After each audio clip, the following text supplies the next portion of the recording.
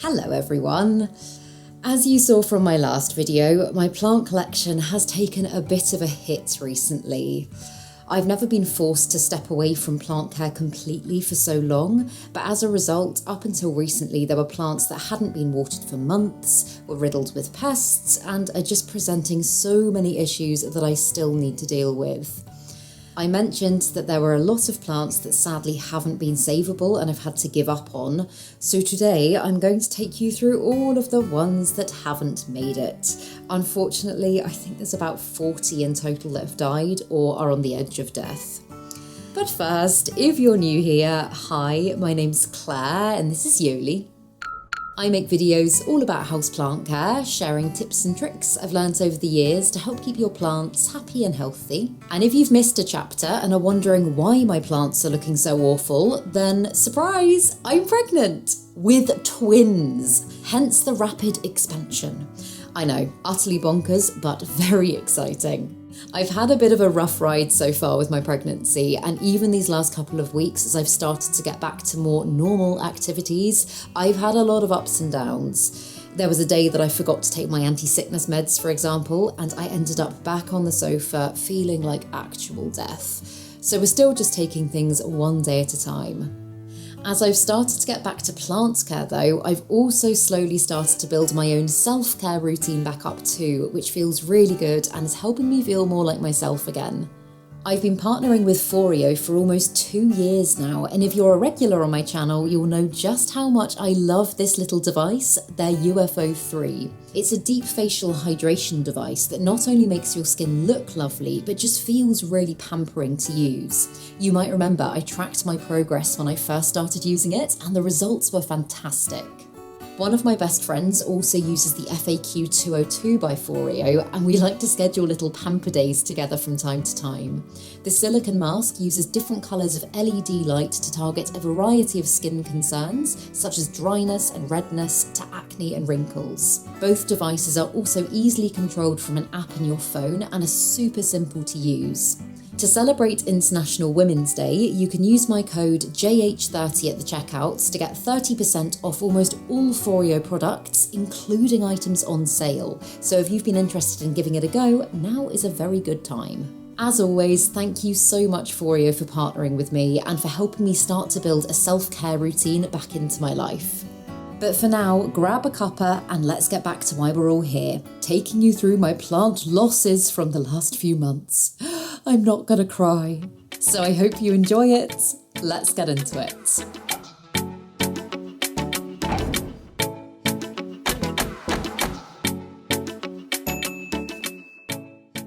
So, I have gone through and I have made a list of all of the plants that I've very sadly lost. I will lift clips from my recent houseplant tour and stuff like that so that you can see the plants I'm talking about. I did take pictures as well and videos of some of them kind of as they were going downhill, maybe ones that I tried to save and wasn't successful, or ones that I just kind of gave up on, because there were a few that I probably could have done more for, but I just didn't have the energy at the time, and I was like, you know what, maybe that's a plant that I am okay with parting with at this point. So yeah, I'll take you through all of those. But yes, like I say, I just had the most horrendous first trimester, and I couldn't lift my head up a lot of days, let alone even think about coming in here and doing plant care. There were some things that Ross very kindly watered for me, but obviously I'm very specific about the way that I do things, and some things can be easily overwatered and whatnot. So yeah, let's just get into it, shall we? So the first plants that I lost is my Dieffenbachia Black Magic. And this is a Dieffenbachia that I absolutely adore. I think it's beautiful.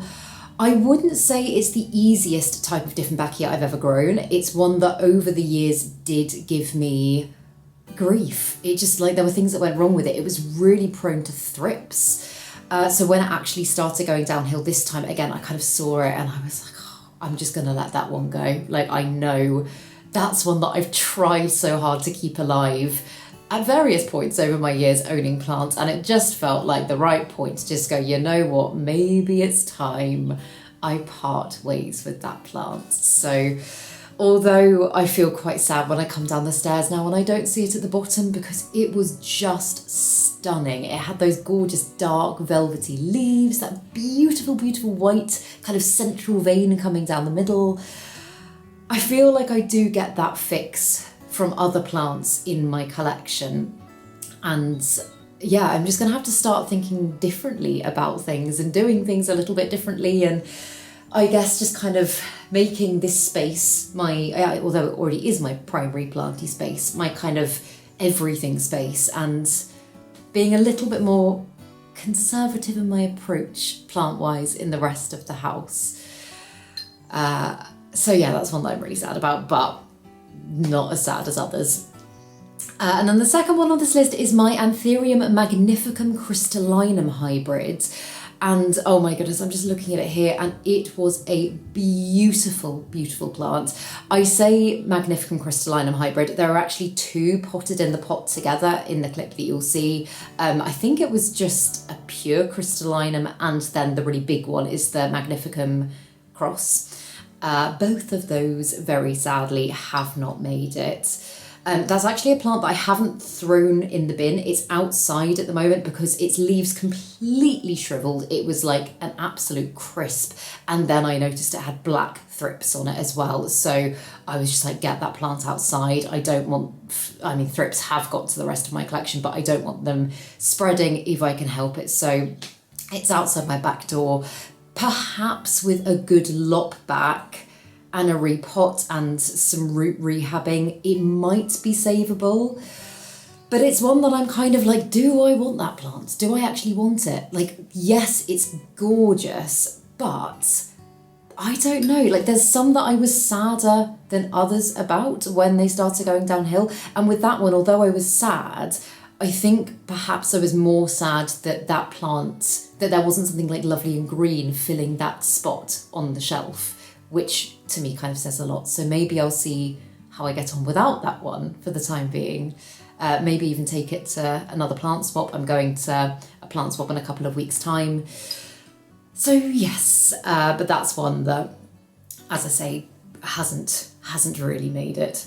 And then the next one, the Hoya CV Joy. This one, really sadly, I actually noticed as I was starting to film this video. Well, I'd noticed it before this point, but I haven't done anything about it. This is one that was up on one of my shelves and I just haven't got around to doing anything with. And looking at it now, this is what it's looking like. I can also see a little mealy just there. And as I say, pests have been ridiculous. But yeah, it does not look like it's going to bounce back. You can see that brown just where the petiole meets the stem, and like this is just it's like a twig right now. I could try chopping and propping, but I just know from experience that this plant is too far gone. It's not going to bounce back. And again, like I don't think it was maybe one that I was as attached to as some of my other Hoyas, but it's still such a shame. It really is. It was a beautiful plant and it was doing so well for me. Oh my God, I can now actually see loads of mealybugs on it as well. Yeah, like I said it in my last video, but pests have been something that I have, oh God, I've just been like swarmed with again for the first time in ages. I got a load of biological pest control, I think just before or just after Christmas, and I just didn't have the energy to even take it out of the packet. So very sadly, it just sat in its bag and it died. So yeah, lots of things have spread very quickly and I have done nothing to stop it. So I'm just starting to get back on top of all of that now. Mealybugs are the ones that I find the most difficult to deal with, if I'm being honest. I feel like I've got really good ways and effective ways of dealing with like thrips, spider mites, aphids, like those feel quite manageable at this point. But mealybugs, they're like, God, they just get everywhere. And I have got them everywhere at the moment, just like random mealybugs just popping up on a plant here and a plant there. And I know I can isopropyl alcohol them, and that is typically what I do. I did also release some ladybird larvae a couple of weeks ago. Maybe it's too soon to tell, but I must say, so far, I haven't had the best experience with it. I can still see mealybugs on all the plants I put it on, so I'll give that another few weeks or so and then I might go in with something else. But then the next plant that I lost, this one is quite sad. This is my variegated ivy. And up until recently, this one has been doing so wonderfully for me, and it really felt like a bit of a breakthrough plant because I've tried growing ivy at various points over the years before, and for some reason I've just really struggled with it as a houseplant. I know it's the kind of plant that you step outside in the UK and you see everywhere, and therefore you kind of think that it must be really easy to grow indoors. That was not the case for me. I think I killed about 4 before I got this one, and this one was the first one that I got in this environment when I lived here. I think I got it probably about 9-10 months ago, and it did really well, and I was like, amazing. I've obviously found a spot that plant is happy in. I'm feeling pretty consistent with my watering. It's growing like a weed. However, it is a plant that does like quite a lot of moisture, more than you might think, and I think that's where I've gone wrong in the past. But again, it's one of the plants that was just very easily overlooked when I was feeling just so awful. Like getting into this space was somewhat easier because it's more obvious where things are going wrong, whereas that one was tucked up on the top of a shelf. If you didn't look up there, you wouldn't notice. So yeah, getting that down and putting that in the bin was messy because it let go of pretty much all of its leaves and they just went everywhere. I am still finding little leaves throughout the living room, which is sad. But again, it was so dry. All of its vines had just turned, like this one here, had just turned very twiggy, and even if I'd taken cuttings, there would have been no getting that plant back. So that is one that has gone in the bin. And another one that I'm sad about is the Acanthus jalfrolepsis. I think that's how you pronounce it. That one I did have hanging in my living room window for a while. And this one actually started to go downhill before I found out I was pregnant and before I started feeling awful. I think this one took a bit of a turn. I want to say maybe like October. And I found thrips on it and I was like, what a random pest to find on a plant that has kind of thin flat leaves, like teeny tiny thin flat leaves. And I took it upstairs to the bathroom and I gave it several treatments and I washed it down and it started to look a little bit better, but it was already, I would say it was already in my rehab plant category before December, and December is the time that everything took a backseat. So yeah, I was going to say as well, like I know with some of my plants, I'm like, they didn't get watered for months and months and months. There are some plants in my collection that only actually need a water once a month, sometimes even longer for things like my succulents and stuff like that. And because a lot of them were already thirsty and in need of a drink when I started feeling unwell, that meant that in the end, it was months before anything happened to them. Hence why I've lost so many. But then the Hawaiian palm, in fact, I can see this one from where I'm filming. It's outside. It is a stump in a pot. And you know what? I don't care. I don't care about this plant. I know I should, because I know it's such a cool plant, but it's one that I never found easy to grow. I always found it like a thrip magnet. Even when I didn't have any pests in the rest of my collection, that plant, I would always find black thrips on that plant.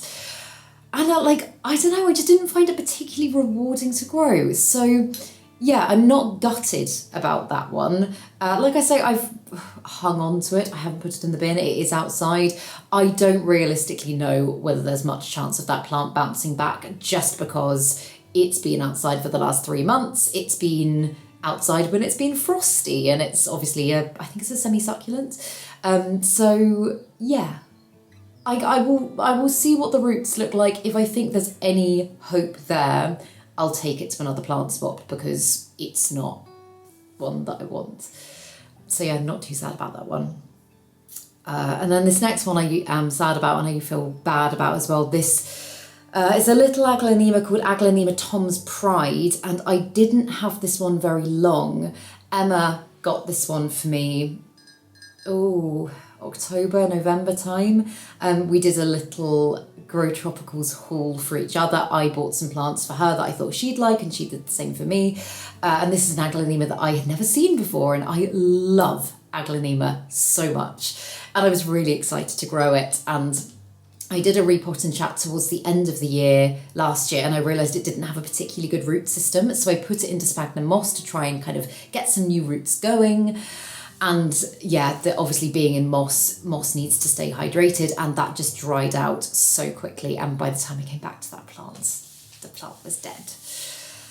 So I will absolutely rebuy that plant. I would very much like to buy that plant again. Oh, okay, this one hasn't died, and in fact is doing pretty well, but this is a plant that I thought I'd include on this list because I have decided I'm going to get rid of it, and it's a pretty significant one. My big Monstera deliciosa that usually lives in the living room, I love that plant so much. It's one of the first plants that wasn't just like a pothos that I propagated as a cutting, and it's grown to this huge, magnificent, beautiful plant. But it does take up quite a lot of space in the living room.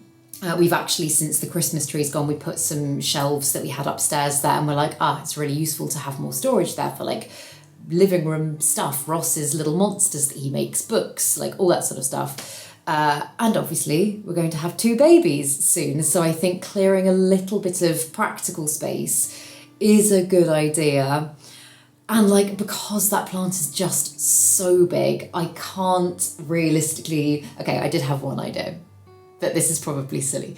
I was going to say I can't realistically think about where it would go. I did think about trying to like create some kind of pot system on the wall and then like growing it on the ceiling, like in this room, like pinning it to the ceiling and seeing if I could grow it horizontally. But I think that might be a little bit ridiculous. I don't know. In my mind, I'm like, it could look really cool. But also I'm like, someone else would probably love that plant. So I think realistically, I will probably end up putting it on Facebook Marketplace or chopping it up.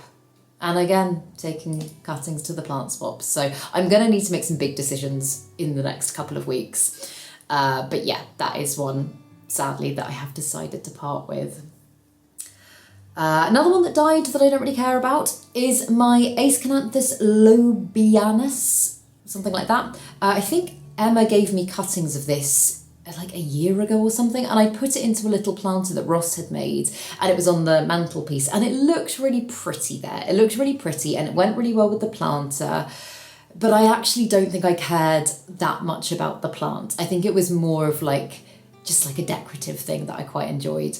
But again, because that one's growing in semi-hydro and quite a shallow container as well, it was just like a little jar, because that didn't have its reservoir filled for ages, that one just dried out and died.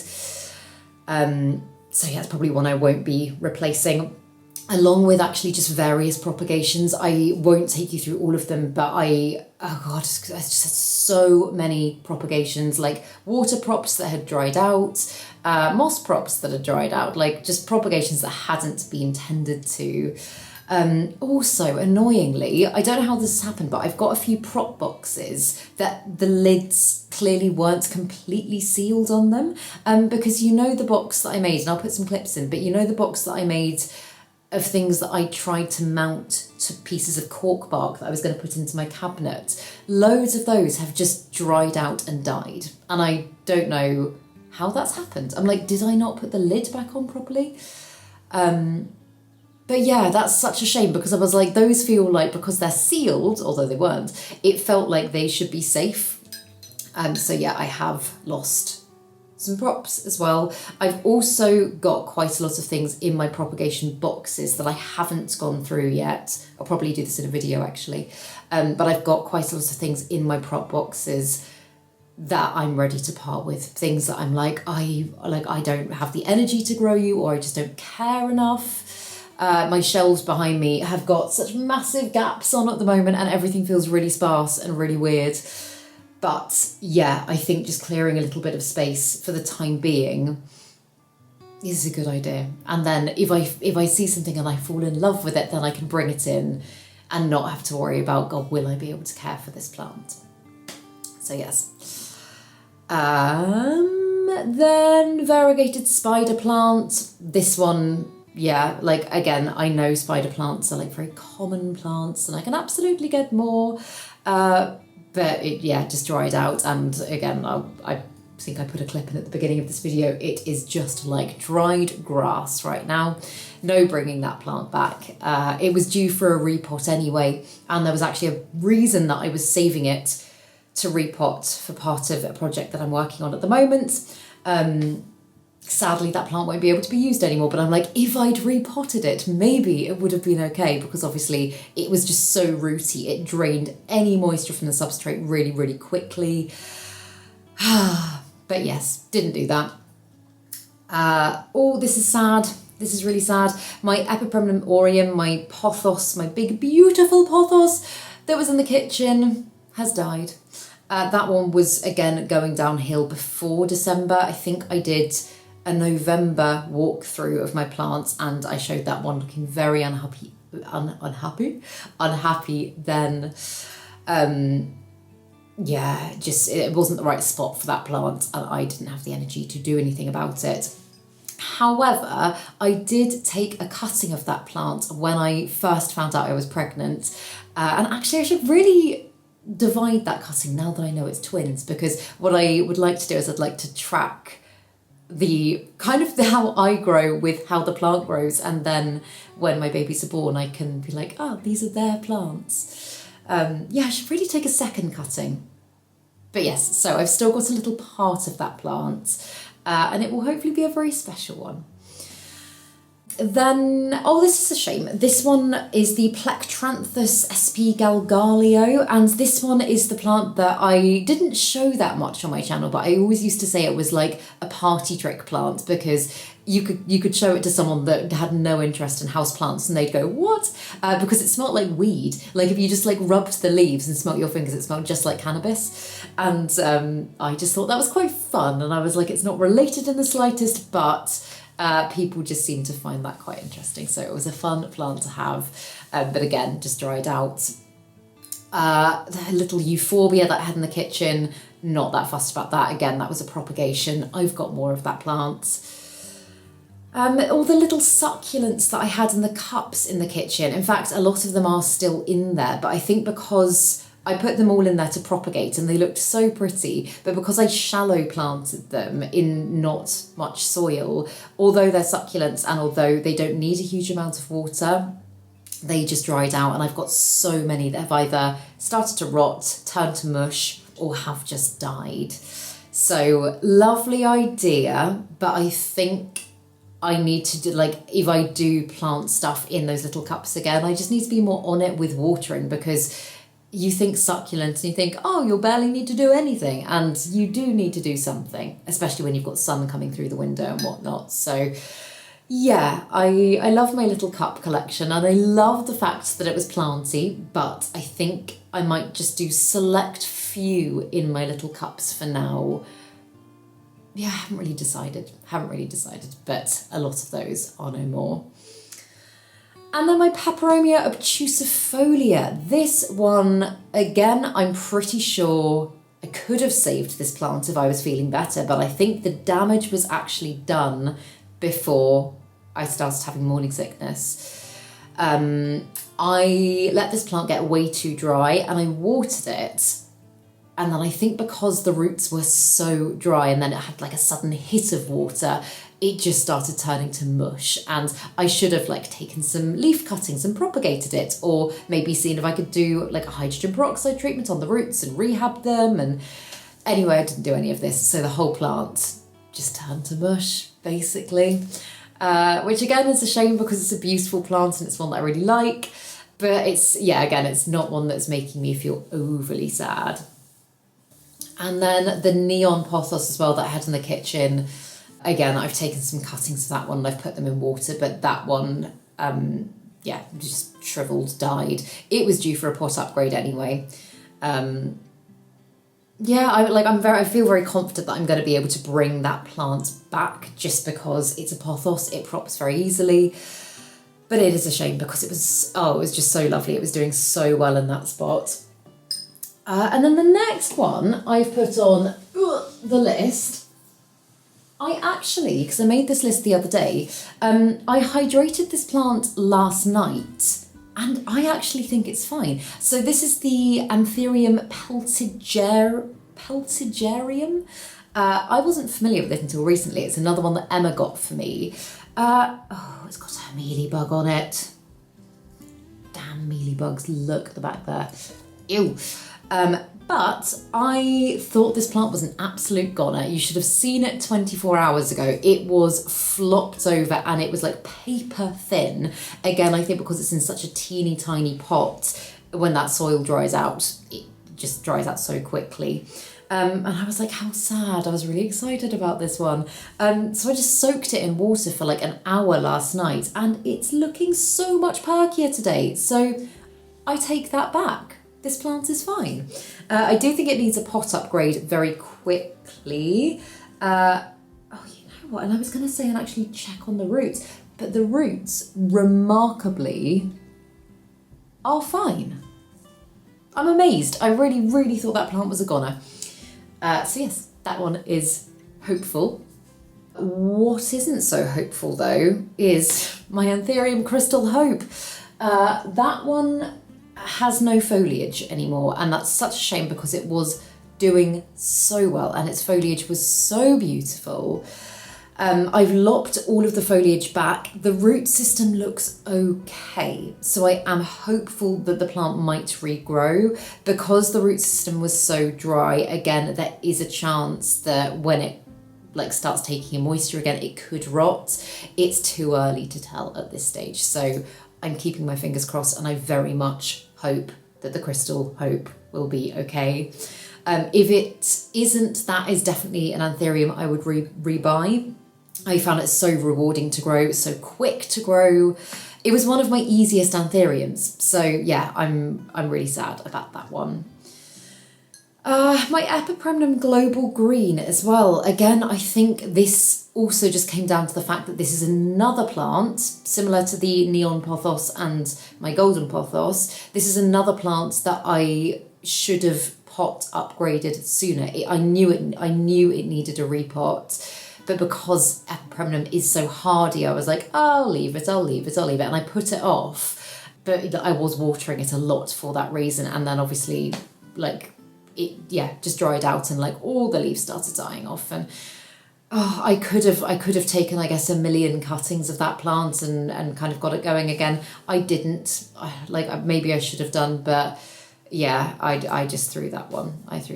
And it feels very weird and kind of empty in this space without it because it framed my planty room and looking through I'd always be like, oh, it's so gorgeous, it's the sun shining through its leaves. I must say it does feel very, very bare in here. I know it probably doesn't look it because like I've got plants everywhere and I'm really making attempts to make it still feel green and planty in here. I will do a styling video at some point in the next couple of weeks when I've had a chance to play about with a few more things, but I've got some ideas. I've got some thoughts about things that I want to do to keep it feeling lush and green and planty, but also really low maintenance for me for a while. So yes, stay tuned for that. Also, just wanted to mention that my Warocquianums, because I've got 2 Anthurium Warocquianums and they have always been my struggle plants, touch wood, they are both doing okay. The little one is the one that I was at one point worried was on its way out because it got so dry, and this is an Anthurium that does not like to dry out. It got so dry that again all of its leaves were like super paper thin, and even after several waters it wasn't kind of plumping back up. But in the last few days, oh, it has got thrips though, damn it. In the last few days it has started looking much better. So yeah, I am actually quite amazed that my Warocquianums are doing so well. I really thought they'd be the first to go, so yeah, the big one is doing well as well, and I think it's trying to give me a new leaf, which is really exciting. That has been a really quite high maintenance plant though, so I need to think perhaps about some ways that I can grow my high maintenance plants in a way that makes them more low maintenance. That's one that I was saying to Ross, like literally every few days, pour some water on it, or I was pouring water on it when I had the energy to. And I think because I've potted it in a pond pot, which is just full of holes, it's really quite hard to overwater that plant. So yeah, glad they're both doing well. Then I have lost my Alocasia scalprum. That one was kind of in rehab mode anyway. Its roots hadn't been great, and so I put it in sphagnum moss to again try and kind of rehab the roots. And I have actually now thrown it away. It was on the floor here for ages, but that one just dried out and there was no bringing it back. So I like the scalprum. Will I rebuy it? I don't think I will rebuy that one right now, at least. It's a very compact Alocasia, and although its foliage is beautiful, I feel like there's other types of Alocasia, and in fact Anthurium, that actually kind of give me that reptilian kind of scaly fix. So yeah, although I felt really sad when I saw it had died, it's not one that I'm going to be rushing out to buy again. But the Alocasia Mellow is another Alocasia that I have lost. That one is just such a cool Alocasia. Like, I love its leaves. I love how textured it is. I always used to say it feels kind of like a weird alien plant. Like, it just doesn't look real. It looks kind of weirdly, I don't know, like a plasticky. It just looks incredible that nature has made something like that. And although I didn't find it the easiest Alocasia to grow, I've had real struggles with that plant. When I first got it, I was like, all of its leaves are just dying off and it's not giving me any new growth. And then I got some corms from the first mother plant, and I think the one that I had most recently was a baby from my original mother. But again, now I've started co-planting some of my Alocasia like I did in my last video. I'm like, that's the type of Alocasia that would look really beautiful and fill in some space close to the bottom. So I think if I was to get that Alocasia again, I'd like to think it's not one that would, like, I wouldn't need to add much time into my plant care routine in order to care for that one anymore. So I may get another one. I might get another one, but yeah, right now I don't know. Right now I'm trying not to bring anything new into my collection. It's really tempting, like my brain is going, fill the spaces. But I'm really trying not to. I've even said no to swaps, and there's been a couple of lovely people that have asked to give me plants recently, and I've been like, no, I won't take them, and it's been really hard. But I'm just trying to get back on top of what I have got, and then realistically think about whether or not this is the right time to be adding new stuff to my collection. Actually, you know what? I'm telling a massive fib. I have bought some new plants. Well, I've bought one big plant that I've divided, but does it count? It's an air plant. I'll talk to you about this more again in the styling video that I make. But basically it's a plant that really doesn't require any care. Like, it needs a little bit of misting here and there. So I don't think that counts. Personally, I don't think that counts. But yes. My Anthurium Angamarcanum. This one, again, was kind of on its way out for a while. I never found this an easy Anthurium. In fact, I always really struggled with this one. So when I saw it going downhill, I was like, you know what? This is the time. This is the time that I let this plant go. I have fought to keep this plant alive for years. And yeah, it was the time. So sadly that plant is no more. I put my Scindapsus tricolor on here, but I'm pretty sure I gave that plant away. In fact, I'm certain I gave that plant away. I think I said in a video recently that I didn't want that plant anymore. And one of my friends said, oh, I'll have it. I've just remembered who it was. I gave it to my friend Lottie. So yeah, that plant isn't in my collection anymore, but is, I think, still alive. My Apobalis, that one, I don't know. Again, that's a plant that I was umming and ahhing about again for a little while. And I think it's actually quite interesting. A lot of the plants on this list that haven't made it are ones that I feel like I wasn't 100% invested in anyway. So I'm like, maybe part of me saw them dying and subconsciously kind of thought, well, it's the time. So yeah, my Apobalis, I don't think I will replace. I think it's lovely, but again, I think there's types of Aglaonema that are much easier for me, that give me the same satisfaction as the Apobalis. And then a few of my begonias, my Begonia Amphixius, this one died a death. This one I put into my cabinet, along with a few others actually, and miraculously some things in my cabinet have survived, even though the lights weren't even going on every day. But that begonia was in semi-hydro and it was just a goner.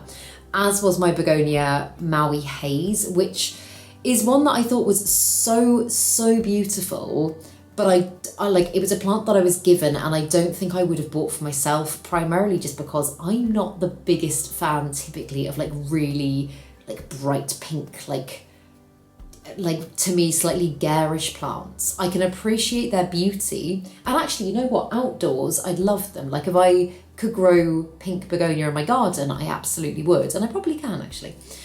But yeah, that one for me, I wasn't overly sad about it when it died.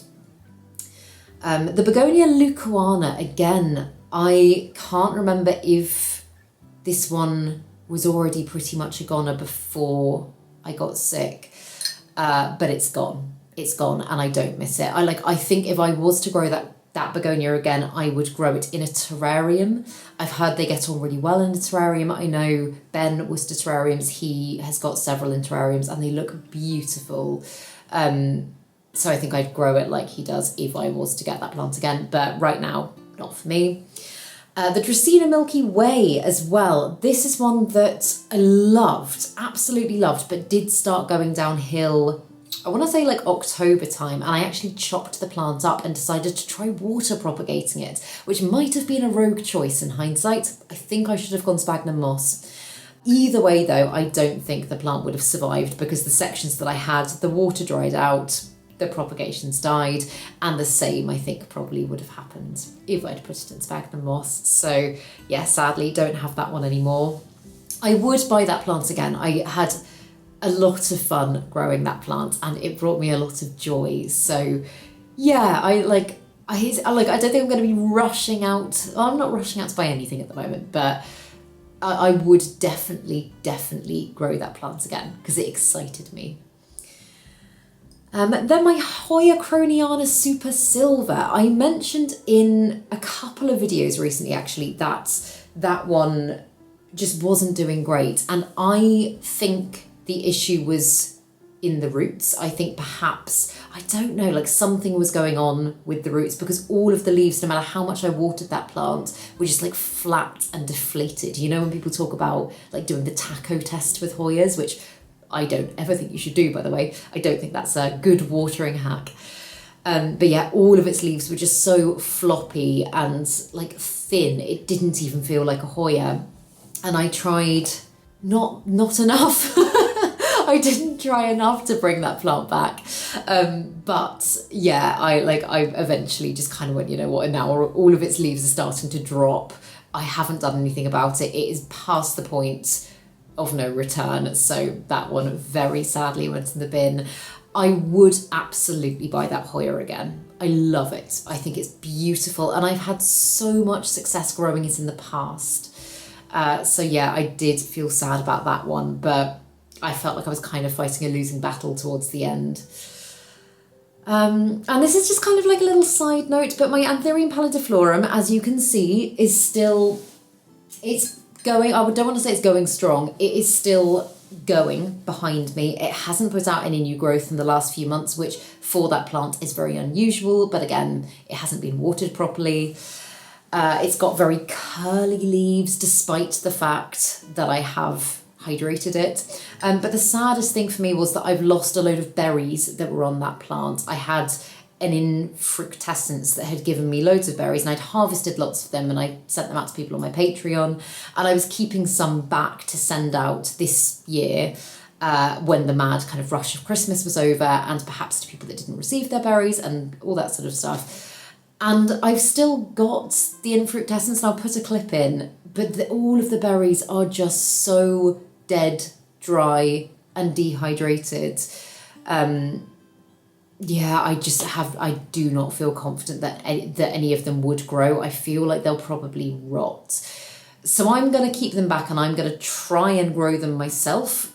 I don't expect to have that much luck, but if I do, great.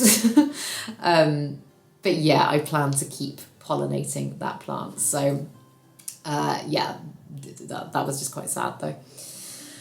My Hoya linearis, this one really breaks my heart. I have completely lost my Hoya linearis, and oh my God, it's a plant that has brought me so much joy over the years. I got some more sections of that plant when I was at Malvern last year, and I potted them in with my existing plant, and it really kind of just bulked out that plant, and it was just full and luscious and beautiful. I want to say like hands down my favourite Hoya. And yeah, that one, like all of it had died. All of it had died. And when I picked it up to see if it was savable, it just like shed like a Christmas tree at the end of Christmas. Like all of its leaves just fell, and it was heartbreaking. So yeah, once I have got this darn Mealybug situation under control in my collection, I will be rushing out to get myself another Hoya linearis, because it's just the greatest Hoya in my opinion. I find it really easy. I find it really rewarding. Oh, it's so nearly bloomed for me this year, you guys. Although within the last year, I really thought it was going to happen. Oh, so yeah, that one breaks my heart a bit. But then my Monstera Mint, I feel bad saying this one because I know it's a plant that a lot of people really go crazy over because it's very rare, and it's like, oh, the Monstera Mint. To be honest, it's one that I wasn't getting on well with anyway. I had struggles with this plant long before I found out I was pregnant. I think perhaps that was just the final straw. Like, the plant had thrips, it wasn't sizing up, its leaves were just, I don't know. I just was finding it very anticlimactic. I think perhaps because I got the plant and I was like, oh my God, I've got a Monstera Mint. Everyone's going crazy over these plants. This plant is going to change my life. And then it didn't. Maybe I'm just really impatient, but yes, I'm not going to be replacing that one. But I do still feel bad about it. I do feel like that is one that deserved to go to a better home. If I could have passed that plant along, I would have done. Then my variegated Hoya Bella. Again, I've said this one before. This one was a Mealybug magnet. Mealybug magnet. And always pretty much had Mealybugs. I grew it in my little booby plants that I made. It looks very pretty, and I think that's why I held on to it for so long, but I just got to the point where I was like, I have been dealing with Mealybugs on this plant for ages. It had also lost a load of leaves because I hadn't watered it. So I just was like, I'm done. And although again, I would love to be able to try again with that plant at some point, the Mealybug situation needs to be resolved first, I think. On that note as well, did I put it on the list? I don't think I did. I don't think I put it on the list. But another one that I did get rid of, and this was a difficult decision because I feel like I probably, with enough time and dedication, could have brought this plant back. I got rid of my variegated Hoya compacta. And I had two sections of it in one pot. I had an elbow variegated one, which I got from Emma, and I had an Aurea variegated one, which I got at Malvern. And they were growing okay. The Aurea variegated one was growing really well. And I always used to joke and say, if this plant ever got mealybugs, my God, I don't know what I'd do, because the compacta has leaves that are, I mean, it's in the name, are like so ridiculously compact that, yeah, like you can't get in there with like a little paintbrush or anything like that. And I found mealybugs on that one at the beginning of the year, and I just looked and they were everywhere. Like, not just what you think of as like typical mealybug, like the big fuzzy white ones. It was like loads, like I cannot even explain how many. thousands and thousands and thousands of the little tiny baby ones that almost don't look like mealybugs yet. They were just swarming this plant. And so it sat on my dining room table for about, which I know sounds incredibly unhygienic. We weren't eating at the table at this point. I was literally living in bed. But it sat on the dining room table, as a lot of my plants currently are, for about 2 months. And I was like, okay, I need to do something with this plant. And eventually I was just like, you know what? I don't have the energy to deal with it. I don't even regret it. I threw the plant away. So yeah, oops. But I don't think I'll buy it again. Unless I find like an incredible fix for mealybugs. But even then, it was one that I liked, I didn't love. My Aeschynanthus radicans Thai Pink though, this is a plant that I've had for years. I've had this one since I was living back at my mum's house, which, oh my goodness, must be 5 years ago at this point. God, was it that long? I think it was. Yeah, but I have had that plant for a really long time. I've loved it. I've always loved it. I've always banged on about it. It has always been one of my easiest plants, and it's incredibly adaptable and all this stuff. But I think it just went too long. It's always very forgiving if I don't water it. And I think for that reason, it was probably dehydrated pre-December, and then it didn't get a water until I think like a couple of weeks ago in February. I did look at a couple of sections of the plant and think like, could I propagate it? But it was so raggedy. I was just like, I feel like at this point, unless I want to start creating like thousands of propagations of things that I don't even feel particularly confident will succeed, if I desperately want that plant again, I will buy that plant again. And you know what? I think I probably will, because I did love it. I did really love it. Oh, and then the next two are also so sad. Okay, one is not 100% gone, but I think it's gone.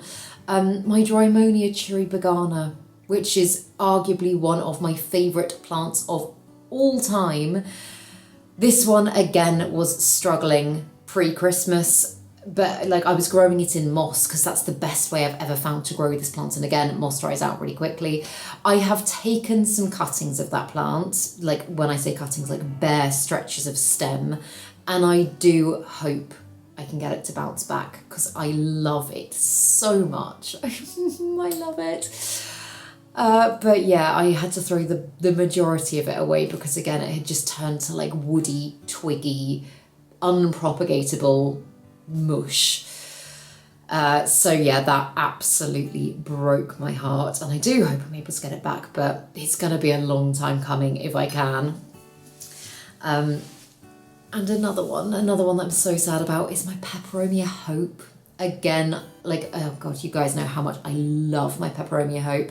This one also, it was always a special plant to me. It's always a plant that I loved, but became more special because I also then combined it with a lovely friend, someone on my Patreon, Sue. She gave me some of her, she gave me a big Peperomia Hope that I think I dealt with thrips with and then managed to save a lot of it, but then potted it up with my existing one. So yeah, I'm so sad about that. But again, I think because it's so drought tolerant, it needed a water already. And I was thinking, oh, I need to get around to watering that plant. Got really ill.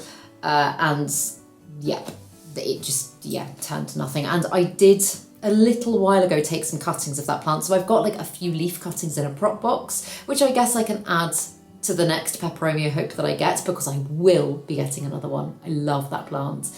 And then I can feel like a little bit of the original is in with it. But yeah, that was gutting. I think as well, what was really hard was throwing that plant away, because looking at it, it wasn't one of my plants that looked really dry and brown and unhappy. Like if you didn't know the plant, you'd look at it and think that plant looks fine. But I had watered it through like a week and a half previously, and like all of the leaves were just, again, like paper thin. And I just know from experience, I was like, I know it's not going to bounce back. So yeah, that was arguably maybe the saddest on this list for me. I actually think the Drymonia chiribagana and the Peperomia Hope were two of the saddest. Few more, then we're done. The Saxifraga, the strawberry begonia, again, I said it in my struggles video at the beginning of the year, that is one that's died. I tried water. I did exactly what I said I would do. I chopped it all back. I did water it. I gave it a few weeks and I was like, it's just not coming back. It's just not coming back. And as cool as the plant was and as excited as I was to grow it, I don't think I've had it long enough for it to have really like, they felt like family in the same way that some of my other plants did. So it's not one that I am actively missing when I like walk around this space now. Like for example, my Peperomia Hope, my Drymonia Cherubigana, it doesn't quite feel like home in here without them. But yeah, the Saxifraga, I can part ways with. And then a couple of plants outside of this space as well. I know I've already spoken to you about a few, but my big ZZ plant at the top of the stairs, again, saw this one going downhill for a while. It is one that I should have planted in a different way. In order to water that plant, I would take it out of its basket, take it through to the shower, get it in the shower the whole thing down and leave it to soak. Which in itself, although I only had to do it like once every couple of months, it was a bit of a mission to have to do. I didn't do it in ages, so yeah, plant died, very sad. And then finally, the final plant that I've killed, which again, I have hopes for new life with, but my big variegated Monstera albo, that again, is one of my oldest plants, which is quite sad, as a teeny tiny variegated Monstera, and oh my god, I was so excited about it, grew it to this massive thing, chopped it back several times, have grown it in different spots even while I've lived here, and yeah, I think it was a combination of things, but primarily underwatering, not enough care in terms of like light and stuff as well, because there were lots of days where I was just in bed and I had the blinds down and I didn't take the blinds up at all. So yeah, I think just lack of everything. But what I've done is I've chopped up the main stem and I have got lots of wet sticks of that plant. I know I could regrow it, but I don't think I've got the urge to regrow it, weirdly. I don't know why that is, but I'm gonna again take it to the next plant swap that I go to so people can have little bits of it and hopefully it can make lots of new plants. But yeah, those are all of the ones. I've still got some that are in the iffy zone and need rehab and need things doing to them. But those are all the ones that are goners. Those are all the ones that are not bouncing back. And yeah, like, as I say, I've never lost so many plants before, but also it's for a very good reason. Like, I've been growing new life and I'm so excited about, oh my God, I'm just so excited about everything to come. It doesn't feel as sad as it would if all of this wasn't going on, you know? And I know there's lots and lots of reasons that can cause people to lose plants. And I know like other areas of physical health, mental health, there's so many things. And I feel so fortunate that mine is for a very positive reason. But it's just kind of made me think about things, as I say, in a new way going forwards. And I'm really excited about the potential of my plant collection in a whole new way as well. So I've got so many ideas and I'm so excited to chat them through with you guys, but I think that is probably for another video because I've been talking for a while. But thank you for listening to me waffle on about plants that I've killed. Let me know, please let me know, make me feel better about myself. Let me know some of the plants that you have killed recently. I do think it's good to share these things and embrace the fact that it happens to all of us. And yeah, in the meantime, I hope that you enjoyed this video. And if you did, please make sure to give it a thumbs up, subscribe to my channel, have a lovely day, and I will see you in the next video.